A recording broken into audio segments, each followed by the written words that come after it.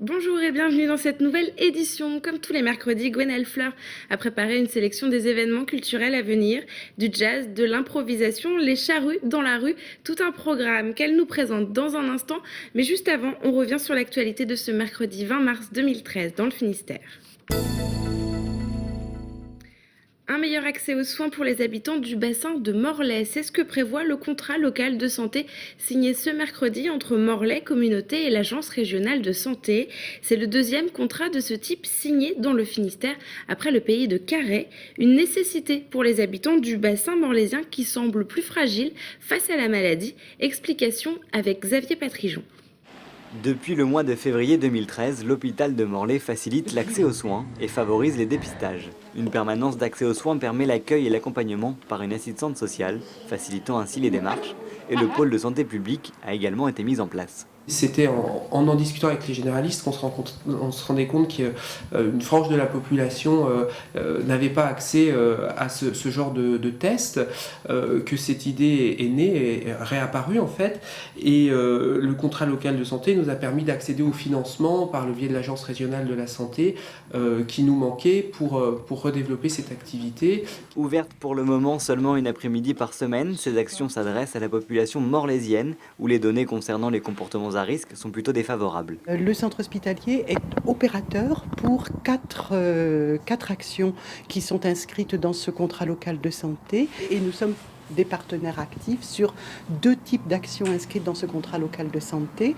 Le conseil local de santé mentale et la deuxième action est autour du groupement gérontologique. Morlaix Communauté est la deuxième signataire finistérienne du contrat local de santé, se liant ainsi avec l'Agence régionale de santé, le Conseil général et l'assurance maladie. Dans le cadre de ce projet territorial, on s'est mis en relation avec l'ARS qui nous ont accompagnés pour mener à bien ce travail de construction, de mise en place du contrat local de santé.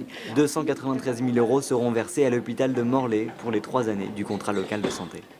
Les 71 écoles primaires de Brest vont appliquer dès 2013 la réforme des rythmes scolaires. Les 8000 écoliers de la ville travailleront dès septembre 4 jours et demi par semaine, un rythme que n'avait pas abandonné l'école Sanquer même après le passage à la semaine de 4 jours en 2008. La municipalité s'appuie sur cette expérience, comme l'explique Marc Savicki, adjoint à la ville de Brest chargé de la politique éducative. On a effectivement beaucoup d'éléments, une expérience, une histoire, un combat politique, un tissu associatif qui fait que dès le départ on s'était dit dès qu'on a une fenêtre de tir, on y va. Et c'est pour ça que dès que la proposition a été faite par le gouvernement de 2013, tout de suite on a dit bingo, on y va pour 2013. Dans chaque école, dans la semaine, 2 jours de la semaine qui seront des temps scolaires et 2 jours qui seront concentrés sur des temps éducatifs pendant 1h30 lors de ces 2 journées. Donc 2 fois 1h30, les associations rentreront dans l'école et créeront avec l'école de véritables nouveaux temps éducatifs. On a pris une fourchette haute, c'est-à-dire qu'on est parti du principe que tous les enfants participeront. Et puis on attend effectivement des enveloppes de l'État sur le fonds d'amorçage et puis pour parler avec la Caisse nationale d'allocation familiale. On estime pour l'instant à fourchette haute que le coût pour la collectivité sera d'environ 500 000 €. Où le cheval passe, la mauvaise herbe trépasse, c'est le nouveau dicton de la ville de Quimper. Un cheval de trait est en ce moment à l'action dans les coteaux de la ville pour arracher les plantes invasives. Quimper avait déjà sollicité les talents des vaches et des chèvres pour désherber. Sophie Lecroisier est allée à la rencontre de ces animaux. À 2 pas du centre-ville de Quimper, 2 chevaux de trait breton sont en pleine action. L'image peut paraître originale, pourtant ces animaux n'en sont pas à leur premier coup. Après le débroussaillage du bois d'Amour, les voici en plein dessouchage de plantes invasives au bois de la Tourelle. Ça rentre aussi dans un cadre global où la ville de Quimper a choisi une gestion naturelle donc de ces espaces. On appelle ça la gestion pastorale. 4 hectares de bois pris en otage par des milliers de lauriers-palmes. Le lieu n'avait pas été entretenu depuis 10 ans. Pour cause, il est difficile d'accès. Les chevaux, eux, passent presque partout, tout en respectant les sols. La façon de travailler avec le cheval était beaucoup plus intéressante que le tracteur. Point de vue contact déjà. Les mots qu'on utilise pour eux, c'est ça, un tracteur, on ne lui parle pas. Voilà, une fois que le voyant du témoin rouge, du gasoil, il est allumé, on va faire le plein et puis c'est fini. Alors qu'ici, une fois que le témoin rouge, on appelle ça aussi le témoin rouge, c'est-à-dire que le cheval il est fatigué, bah, on ne peut pas lui recharger les batteries, quoi. Il faut attendre le lendemain matin, bien le nourrir, bien le soigner le soir. C'est un travail de longue haleine, mais c'est surtout une passion du cheval aussi, c'est certain. La mission de Vincent et son équipe au Bois d'Amour s'achève fin de la semaine, après 6 jours de travail. La ville de Quimper réfléchit d'ores et déjà à de futurs projets de gestion pastorale d'espaces verts. Notre image du jour nous emmène dans la cuisine de Pascal Carbiriou, un amateur de bonne chair de Landunvez. Norbert et Jean, les 2 anciens top chefs, sont venus tourner ce mercredi un épisode de leur émission Le Défi, diffusé sur M6. Le challenge pour les 2 cuisiniers était de revisiter 3 recettes traditionnelles bretonnes, la crêpe de blé noir, le kiga farce et le phare breton, sans les dénaturer. Pour savoir si le défi a été relevé et pour découvrir les recettes, il faut attendre fin mai. Et c'est le moment de retrouver l'agenda culturel. Bonjour Gwen. Bonjour Julie.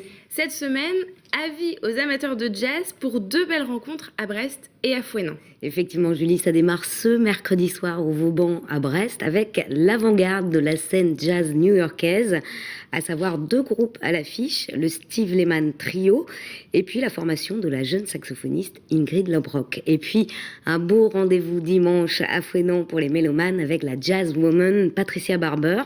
Alors elle est moins médiatisée que ses consoeurs Nora Jones, Diana Krall ou Mélodie Gardot, mais la chanteuse et pianiste américaine n'en est pas moins audacieuse et pleine de talent. Elle vient de publier son 10e album studio, ce qui n'est pas rien, baptisé Smash. Elle est à Fouesnant pour un concert unique en Bretagne et elle se produit en formule quartet. Je vous propose une petite douceur jazzy en images. More faithful still than God or man. Quietly you're clocking me, ordained to fill a baneful hourglass without pause and without grief.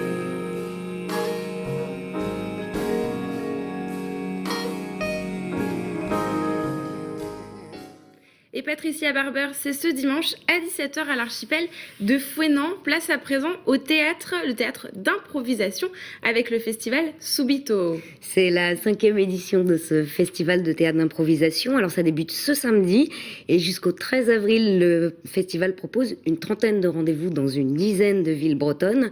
Lancement des festivités ce samedi donc à l'Alizé à Guipava avec un spectacle d'ouverture concocté par les comédiens d'Impro Infini. Le lendemain, dimanche, rendez-vous à l'Arvorique de Lesnevin pour un cabaret d'impro. Tout le programme détaillé est à retrouver sur le site festival-subito.com. Alors cap maintenant sur Carhaix pour la traditionnelle animation de printemps. Ce sont les charrues dans la rue samedi. Alors coup d'envoi à 20h03 précisément et pour l'occasion l'association des charrues et le fourneau propose 2 spectacles.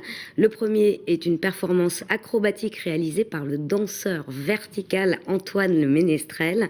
On l'avait déjà vu l'an dernier sur l'horloge de la gare de Brest et cette fois-ci il s'attaque à la façade de l'église de Carhaix, un funambule urbain qui mêle danse, escalade et art de rue.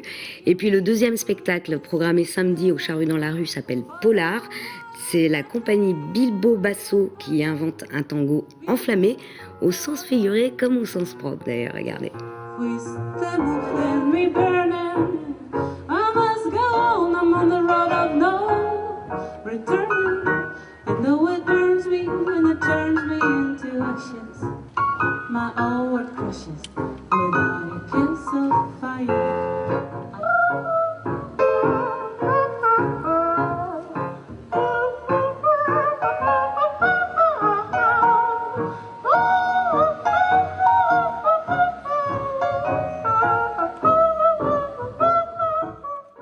Deux spectacles magiques à découvrir samedi à Carhaix pour les charrues dans la rue. Et précisons-le, c'est entièrement gratuit.